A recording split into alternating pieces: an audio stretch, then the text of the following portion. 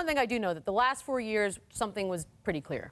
We were headed to Cleveland, and we were going to see Golden State in the NBA Finals. That's just the way it was. In 2019, however, it ain't that way. Between this minute and that February 7th trade deadline, a whole bunch of teams are going to be snooping around rosters all over this league, looking to make a difference, making moves. Our own senior advisor and insider, Woj, sets the table for silly season in the NBA.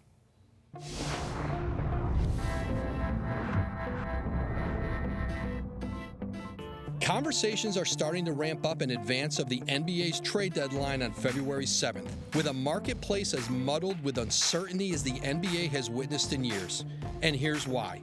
Nearly all of the Western Conference teams believe they're still in contention to make the playoffs. Only a few less teams in the East believe they can find their way to the 8th seed. This is creating far more buyers than sellers. So teams determined to get better, like New Orleans, Houston, and Portland, must ask themselves, how heavy of a price are we willing to pay for what might only be a marginal improvement?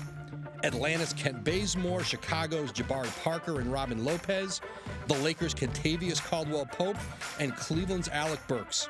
And once Kevin Love returns from a foot injury this month, do the Cavaliers make him and the $120 million left on his contract available? Carmelo Anthony and J.R. Smith have been exiled from their teams, but remain available for contenders desperate for bench scoring. For now, there are no stars readily available in the marketplace, which is disappointing to LeBron James and the Lakers, who will not find a willing trade partner in New Orleans for Anthony Davis. Some contending teams will sit out the trade deadline and wait on a flurry of contract buyouts that'll make players free agents in February. Philadelphia benefited in the buyout market a year ago, signing Marco Bellinelli and Ersan Ilyasova.